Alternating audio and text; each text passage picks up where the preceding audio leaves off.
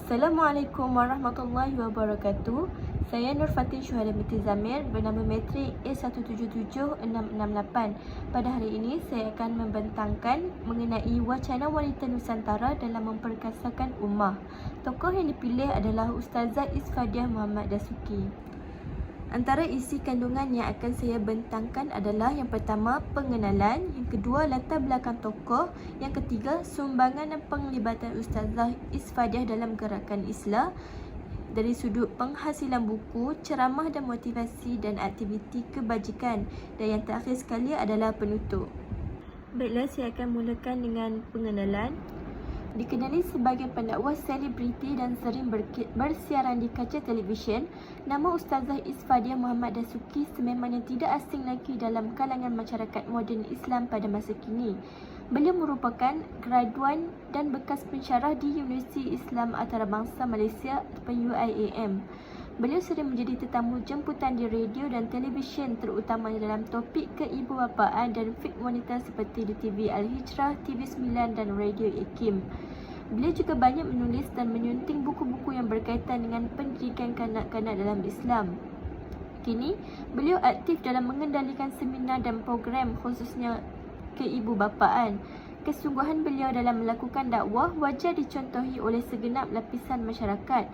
Justru, pembentangan ini dilakukan bagi mengkaji tentang biografi dan latar belakang serta membincangkan mengenai sumbangan-sumbangan yang dilakukan oleh Ustazah Isfadiah dalam kerja dakwah beliau. Seterusnya ialah latar belakang tokoh. Nama penuh beliau ialah Isfadiah Muhammad Dasuki. Beliau dilahirkan pada tahun 1971 di Negeri Sembilan. Beliau sudah mendirikan rumah tangga bersama pasangan beliau iaitu Ustaz Muhyiddin Mokhtar dan dikurniakan dengan 6 orang cahaya mata. Beliau menetap di Taman Margosa, Seremban di Negeri Sembilan. Beliau merupakan graduan sarjana muda di Universiti Islam Antarabangsa Malaysia UIAM dalam kursus ilmu wahyu serta minor dalam bidang komunikasi dengan kepujian dan menyempurnakan sarjana dalam bidang psikologi pada tahun 1994 di Universiti Kebangsaan Malaysia UKM pada tahun 1998.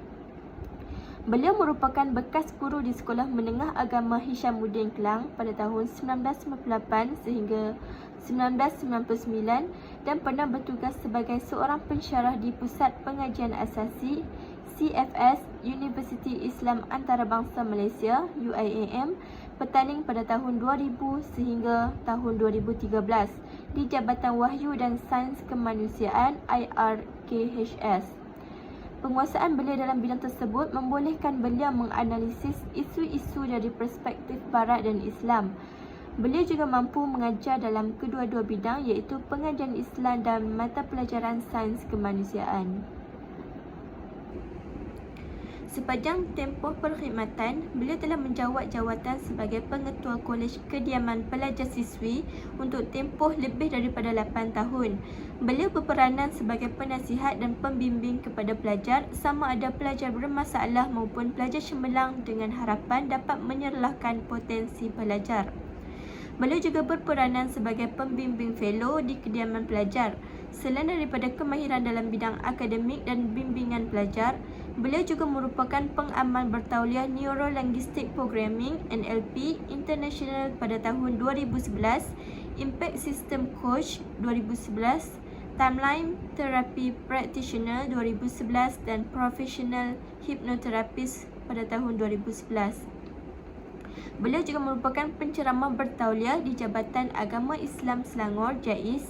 Antara kerjaya terkini beliau adalah pengarah Akademi Keluarga Fitrah, pengerusi eksekutif Labbaik Travel dan Tours, ikon dakwah Yayasan Islamiah Malaysia Yadim, naib pengerusi Dewan Dakwah Majlis Dakwah Negara, Duta Pertubuhan Serantau Muslim, pengerusi Sekretariat Bimbingan Fitrah Insan, penasihat kandungan Nuflis ataupun Nurkit, panel tazkirah di Klasik Radio Klasik FM dan panel segmen Sakinah Manis FM.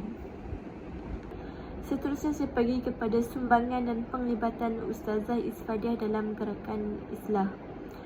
Menurut Prof. Madya Dr. Abdullah Alwi bin Haji Hassan pada tahun 1996, wanita tetap mempunyai peranan yang besar dalam masyarakat. Mereka tidak seharusnya membiarkan tugas kemasyarakatannya kepada kaum lelaki sahaja.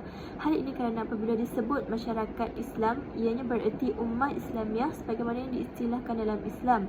Bila disebut ummah Islamiah, ia hendaklah mempunyai ciri-ciri kesatuan dari segi akidah, ibadah, akhlak, sejarah, bahasa, nilai, kepimpinan dan sebagainya. Peranan wanita Islam ni adalah melalui sumbangan-sumbangan mereka dalam membangunkan masyarakat sama ada dari segi kebendaan ataupun kerohanian.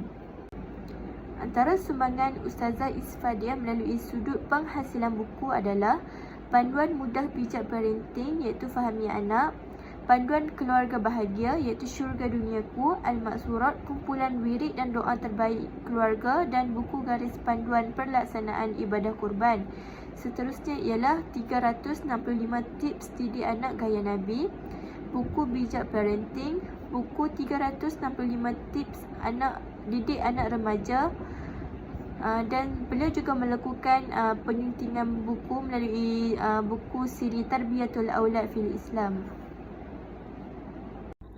Seterusnya, sumbangan beliau daripada sudut ceramah dan motivasi ialah beliau menyampaikan kuliah untuk wanita di masjid dan di institusi kerajaan.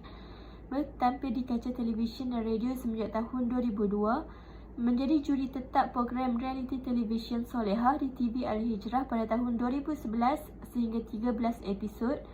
Beliau turut muncul di ruangan Assalamualaikum yang membicarakan mengenai isu-isu keibubapaan menurut perspektif Islam, ruangan Cinta Ilmu Fiqh Wanita, Kebara Ilmu TV Al-Hijrah dan terkini bersama Persatuan Pengguna Islam PPIM dalam slot klinik kepenggunaan wanita di radio bernama 24.